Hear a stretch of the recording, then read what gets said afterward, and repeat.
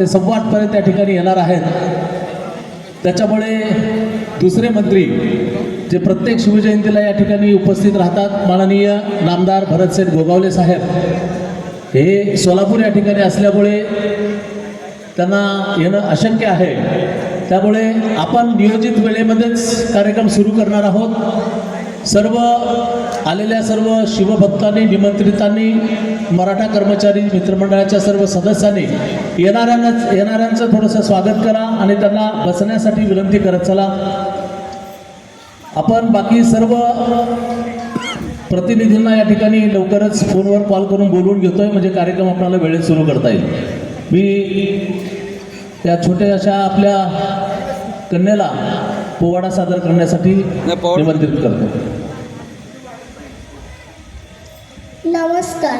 नमस्कार. आजकाल असे म्हणतात की जिथे मस्तक टेकवावं अशा नतमस्तकांच्या जागा हल्ली खूप कमी होत चालल्या आहेत.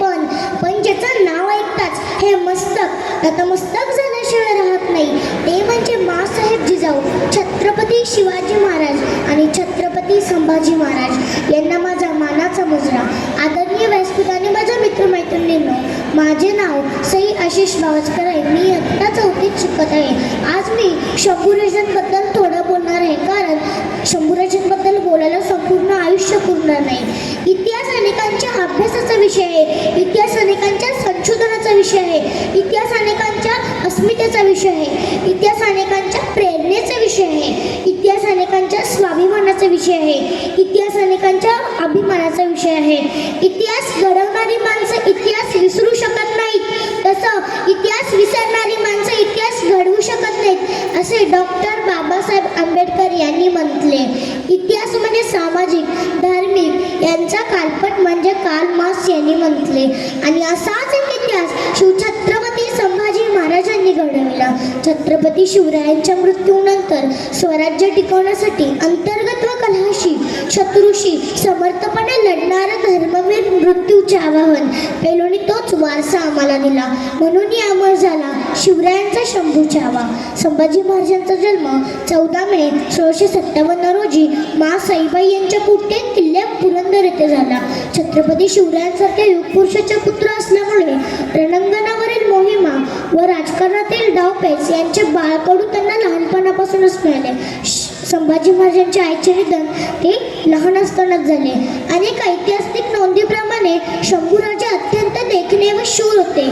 राजकारणातील बारकावे त्यांनी भराभर शिकले. मोगल दरबारातील राजकारण त्यांना लहान वयातच कळावे म्हणून महाराजांनी 9 वर्षाच्या शंभूराजांना आग्रा भेटीस नेले. आग्र्याच्या कैदेतून महाराज निसटल्यानंतर स्वराज्यापर्यंत धावपळ ही शंभूराजांना सोसली असती, म्हणून सुरक्षित ठिकाण म्हणजे त्यांना मथुरेतच ठेवले. मोगल सैनिकांचा शंभूराजांचा मागचा पाठलाग थांबविण्याच्या उद्देशाने शिवाजी महाराजांनी संभाजी महाराजांचे निधन झाले ही अफवा पसरवली. अंगावर शहारा येतो एवढी कठीण साधना, अंगावर शहारा येतो एवढी कठीण साधना, औरंग्याचा पोलादी पिंजरा तोडून महाराज राजगडावर परतले. तेव्हा 9 वर्षाच्या कोवळ्या शंभूराजांना त्यांनी उत्तरच ठेवले आणि शत्रूला हुलदारासाठी अफवा उठवली की शंभूराजे गेले. तेवढ्यावरच थांबले नाही तर राजगडावर त्या लेकराचे दिवस सुद्धा गाठले. काय झालं असेल एका पितेच्या काळजाचं, काय झालं असेल एका पितेच्या काळजाचं, जिवंत असलेल्या आपल्या बाळाच्या पिंडेला कावळा शिवताना महाराज बघत असतील. जण की महाराजांना आधीच कळालेले की आपल्या या रुद्रप्रतापी शंभूराजांच्या नशिबात त्यांच्या बलिदानानंतर हे कुठलेच विधी नाहीत. ही राज्यसाधना, हा त्याग, हा महायोग. छत्रपती संभाजी महाराजांनी वयाच्या 14व्या वर्षी बुधभूषणात संस्कृत ग्रंथ लिहिला.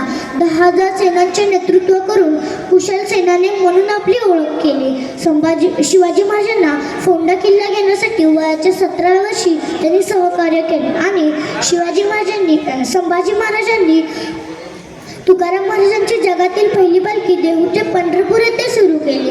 जगाच्या इतिहासात असं एकच पराक्रमी योद्धा रसिक असं मिश्रण एकाच राजाच्या नशिबी आलं, ते म्हणजे छत्रपती संभाजी महाराज.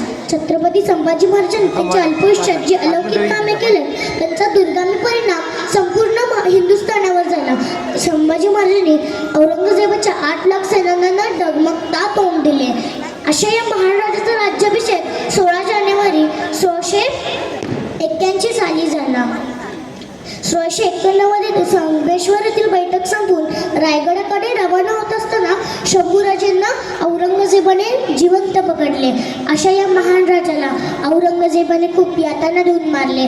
कशी सांगूया शंभूराजांच्या मृत्यूची झुंज, कशी सांगूया शंभूराजांच्या मृत्यूची झुंज. 40 दिवस हाल हाल करून मारले औरंगजेबाने. अंगावर शहारे येतात, रक्त खवळते. शंभूराजेंना एक आणि एक दिवस 100 वर्षाचा वाटत असे. कोणी डोळे तर कोणी हाताचे मांस, कोणी छातीच्या मांसाचा तुकडा काढून न्यायचे. किती त्रास झाला असेल शंभूराजेंना. पाहुणी शौर्य तुझा पुढे मृत्यूही नतमस्तक झाला. स्वराज्याच्या माफीसाठी आमचा शंभू अमर झाला.